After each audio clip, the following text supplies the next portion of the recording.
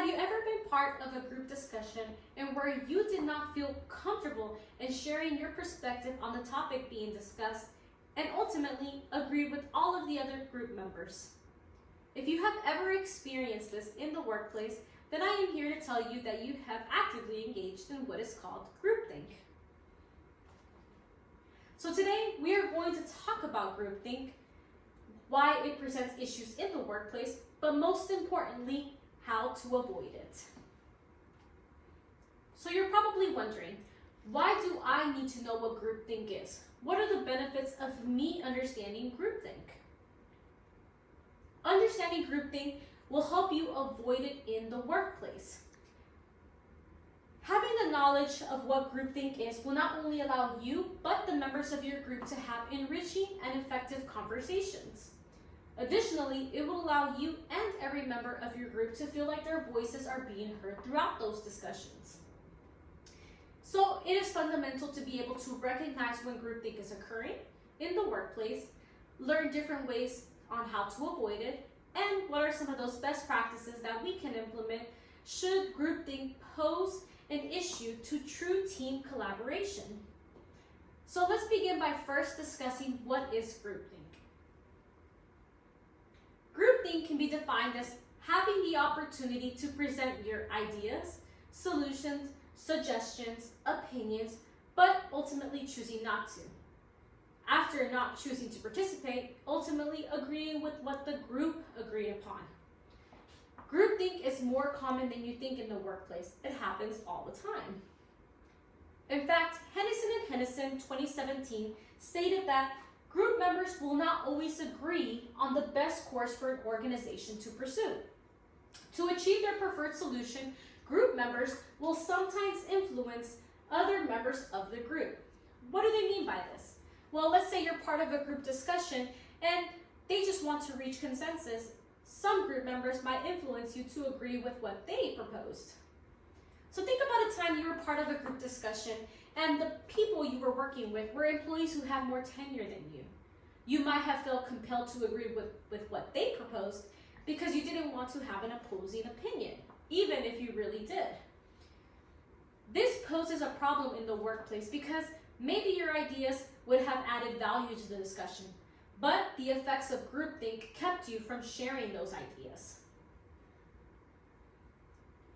In order to have effective conversations in our workplace, we need to be able to identify when groupthink is affecting our ability to have effective conversations. Which brings me to our next question. How can we identify groupthink in our workplace discussions? Normally, group discussions means that you are collaborating with other members in a team and you're trying to find the best solution to an issue. Every group member should feel like they should be able to present their ideas. However, according to MH 2014, studies have shown that collectives often fail to exploit this potential because they are unable to effectively utilize the specialized knowledge of their members. What do they mean by this? Well, let's say you're part of a group and not all of the members have provided their opinions. Then we're not able to really tap into their potential. Consider you're part of a group project at work and you notice that some of the group members are not actually participating. Maybe they already agreed with the first initial proposition. They just thought that that was the best thing to go with. This is a very obvious sign of groupthink because those group members didn't engage, didn't actually verbally state their ideas. So now that we have more of a foundational understanding of what groupthink is, now we're going to discuss how to avoid it. In order to avoid groupthink, you would need to actively participate in your workplace discussions. As a group member, you should not feel obligated to agree with the other members of your team on their ideas if you have another idea in mind. NowWest 2021 shared that you should announce your contribution before launching into your subject. This will help you engage in the conversation. What does she mean by this? Well, let's say you're on a virtual meeting or an in-person meeting, and you're part of a project and you have an idea to share. You could wait for a moment of pause and simply say, I have an idea that I would like to share with the group.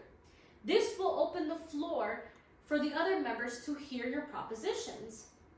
Another method to avoid groupthink will be not afraid to speak up and share your opinions. According to Packard 2009, collective decision-making failures are often attributed to group members' unwillingness to express unpopular opinions. It's not easy being the one person who doesn't agree with everybody else, but in order to avoid groupthink, this must be done. So let's say you have been selected to be part of this great project, and the majority of the group members have already agreed on the initial proposition. But you don't think it's the best idea. While it might be uncomfortable and difficult to speak up against the group, this must be done so that you can have effective group conversations. The group members should be able to consider your thoughts as well. In addition to knowing how to avoid groupthink, it's important to equip ourselves with some best practices to help us manage it in the workplace. So what are some of those best practices? Well, let's first cover one thing. As humans, we always want to feel that we're a part of something in our personal lives and in our workplace. The easiest way to do this is by agreeing with our peers and not actually going against their beliefs. According to Escalante 2021, our brain favors groupthink over independent thought. This is why we're more comfortable with groupthink, because it means we're not going against our peers. I want to challenge you though, on your next group discussion, be intentional about expressing your ideas. You can do this by coming prepared to your meeting with meeting notes and not being afraid to get out of your comfort zone during the discussion. Working up the courage to speak is only the beginning. Remember, you have to be able to stand your ground and resist the urge to just simply agree with everyone else. Mewey 2014 states that organizations would be better off if they could keep dissenters like you from buckling under pressure. What do they mean by that? If you're always feeling pressure to just agree with everyone else, then you're not really getting the benefit of effective collaboration.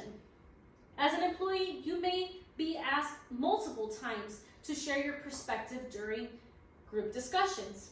On your next project, I want to challenge you to not just stop at sharing your perspective. If you notice that other group members are simply agreeing with the first suggestion, how about present yours and challenge the initial one? Consider other possibilities. Ultimately, group discussions in the workplace should allow for healthy dialogue and open and honest communication. Today we talked about groupthink, why it presents issues in the workplace, how to avoid it, and what are some of those best practices that will help us with managing it. Learning about groupthink will not only equip you for the next time you are part of a group discussion, but it will also help you feel more comfortable in sharing your thoughts. Just remember, your ideas matter. By providing your perspective on the topic, you are actively engaging in your workplace discussions.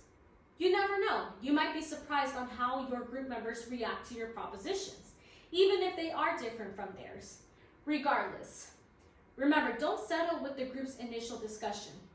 You should feel empowered to share your perspective, because this is how you will bring value to your workplace discussions. Thank you.